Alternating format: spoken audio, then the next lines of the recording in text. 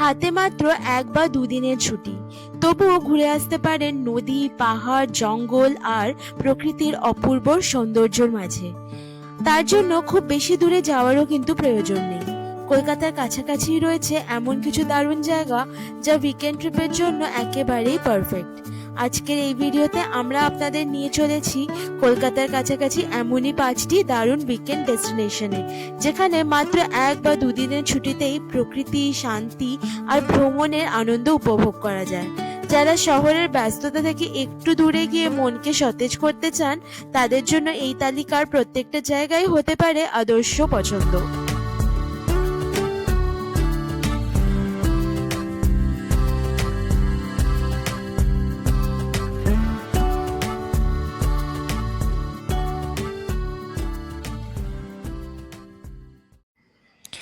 আমাদের তালিকার প্রথম গন্তব্য টাকি।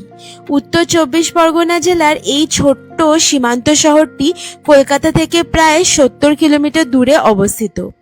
ইছামতি নদীর তীরে গড়ে ওঠা টাকির অন্যতম আকর্ষণ হল ভারত বাংলাদেশ সীমান্তের অনন্য পরিবেশ। এখানে নদীর ওপারেই দেখা যায় বাংলাদেশের গ্রামাঞ্চল, যা ভ্রমণে এক অন্যরকম অনুভূতি যোগ করে। ইছামতির পাড়ে বসে নদীর সৌন্দর্য উপভোগ করা কিংবা নৌকো ভ্রমণ করা, সব মিলিয়ে টাকি একটি আদর্শ উইকেন্ড ডেস্টিনেশন। দর্শনীয় স্থানগুলির মধ্যে রয়েছে রামকৃষ্ণ মিশন, কুলেশ্বরী কালী মন্দির, প্রায় 300 বছরের পুরনো জোড়া শিব মন্দির, জেনারেল শঙ্কর রায়চৌধুরীর আদিবাড়ি, বিভিন্ন জমিদার বাড়ির ধ্বংসাবশেষ এবং মিনি সুন্দরবন নামে পরিচিত গোলপাতার জঙ্গল।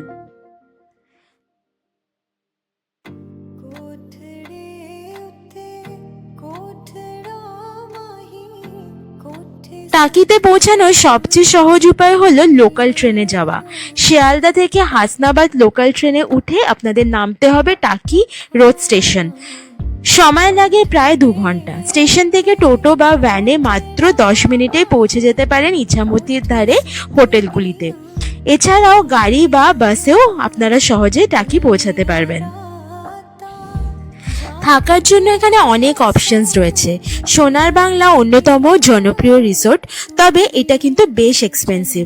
আমরা ছিলাম ইছামতি হোটেল অ্যান্ড রেস্টুরেন্টে, যেটা একটা মিড বাজেট হোটেল। এই হোটেলটা আমাদের বেশ ভালো লেগেছে, আর এটা নিয়ে আমাদের ডিটেল ভিডিও অলরেডি আমাদের চ্যানেলে আছে।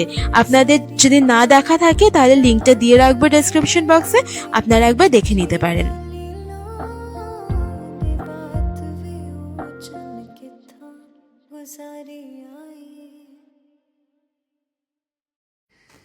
তালিকার দ্বিতীয় গন্তব্য আমলাসল। ঝাড়গ্রাম জেলার জঙ্গলমহলের গভীরে অবস্থিত এই আদিবাসী গ্রামটি একসময় ছিল অত্যন্ত দুর্গম। বর্তমানে এটি প্রকৃতিপ্রেমী এবং অফবিট ভ্রমণ পিপাসুদের কাছে একটি জনপ্রিয় গন্তব্য হয়ে উঠেছে।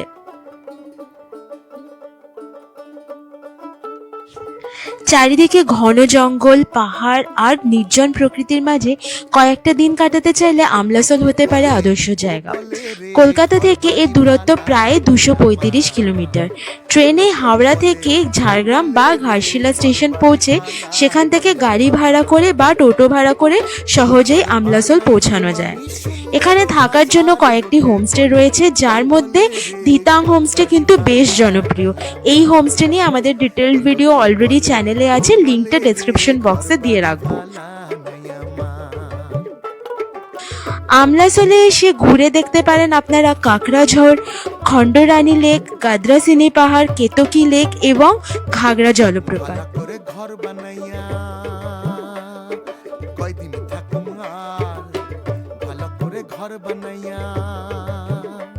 আর যদি শীতকালে আসেন তবে অবশ্যই কিন্তু জঙ্গল ট্রেকিংটা মিস করবেন না।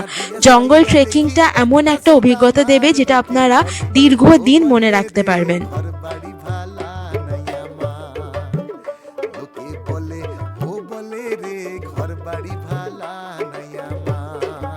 আমাদের লিস্টের পরের জায়গাটি হলো বরন্তি। প্রকৃতি আর শান্ত পরিবেশের কথা উঠলে বরন্তির নাম না বললেই নয়। পুরুলিয়া জেলার এই ছোট্ট গ্রামটি তার মনোরম লেক, চারিপাশের পাহাড় এবং নিরিবিলি পরিবেশের জন্য বিশেষভাবে পরিচিত। শহরের কোলাহল থেকে দূরে কয়েকটা দিন প্রকৃতির সান্নিধ্যে কাটাতে চাইলে বরন্তী হতে পারে নিখুঁত গন্তব্য। সূর্যোদয় কিংবা সূর্যাস্তের সময় বরন্তী লেকের সৌন্দর্য সত্যি মুগ্ধ করার মতো। থাকার জন্য এখানে রয়েছে বিভিন্ন রিসোর্ট, লজ এবং হোমস্টে। আমাদের পছন্দের মধ্যে রয়েছে বরন্তী ভিলেজ রিসোর্ট এবং মহুলবন রিসোর্ট। এই দুটি জায়গা নিয়ে আমাদের ডিটেলড ভিডিও অলরেডি আমাদের চ্যানেলে দেওয়া আছে। আমরা লিঙ্কটা ডেসক্রিপশন বক্সে দিয়ে রাখবো, আপনারা চাইলে একবার দেখে নিতে পারেন। বরন্তী থেকে ঘুরে দেখতে পারেন আপনারা জয়চণ্ডী পাহাড়, কল্যাণেশ্বরী মন্দির, মাইথন ড্যাম, পাঞ্চের ড্যাম এবং গড় পঞ্চকোট। কলকাতা থেকে বরন্তীর দূরত্ব ওই 263 কিলোমিটারের মতন। নিয়ারেস্ট রেলওয়ে স্টেশন হলো মুরারি, যেখান থেকে আপনারা ইজিলি টোটো বা গাড়ি ভাড়া করে খুব কম সময়তেই বরন্তী পৌঁছে যেতে পারেন। তাছাড়া আপনারা সড়ক পথে গাড়ি নিয়ে প্রায় 5-6 ঘন্টার মধ্যে বরন্তী পৌঁছে যেতে পারবেন। আমাদের লিস্টের পরের গন্তব্য হলো ঘাটশিলা।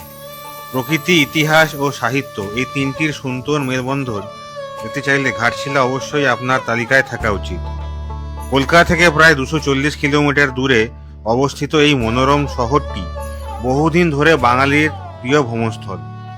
সুবর্ণরেখা নদীর তীর, পাহাড়, জলপ্রপাত এবং সাহিত্যিক বিভূতিভূষণ বন্দ্যোপাধ্যায়ের স্মৃতিবিজড়িত নানা স্থান ঘাটশিলাকে বিশেষ আকর্ষণীয় করে তুলেছে। দর্শনীয় স্থানগুলোর মধ্যে রয়েছে বুরুডি লেক, ধারাগিরি জলপ্রপাত, ফুলডুংরি পাহাড়, রঙ্কিনী মন্দির, গৌরীকুঞ্জ এবং আরো অনেক কিছু।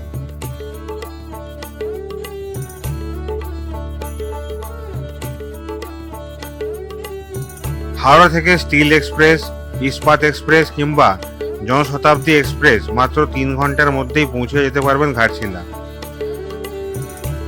থাকার জন্য বহু হোটেল এবং রিসোর্ট রয়েছে। আমরা ছিলাম রিসোর্ট রাতমোহনা ইনে।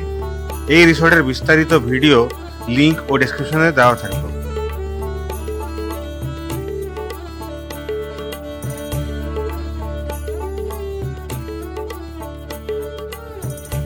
আমাদের আজকের তালিকার শেষ গন্তব্য ডায়মন্ড হারবার।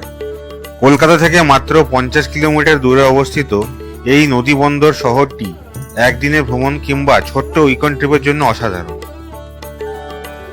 এক সময় যার নাম ছিল হাজিপুর, সেই ডায়মন্ড হারবার আজ গঙ্গার বিশাল জলরাশি, নদীর তীরের মনোরম পরিবেশ এবং শান্ত আবহাওয়ার জন্য পর্যটকদের কাছে বিশেষ জনপ্রিয়। এখানে এসে নদীর ধারে বসে জাহাজ আর নৌকার চলাচল দেখতে দেখতে ঘন্টার পর ঘন্টা কাটিয়ে দেওয়া যায়।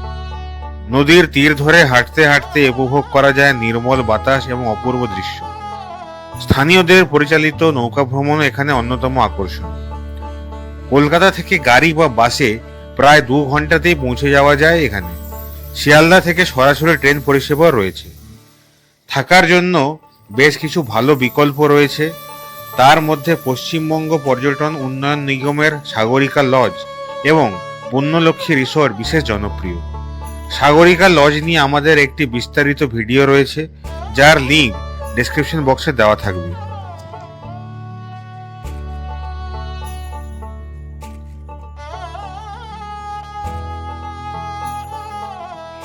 ভিডিওটা তাহলে আজকে এখানে শেষ করলাম। আপনাদের যদি ভিডিওটা ভালো লাগে, ইনফরমেটিভ লেগে থাকে, প্লিজ লাইক করবেন আর চ্যানেলটাকে সাবস্ক্রাইব করে আমাদের পাশে থাকবেন।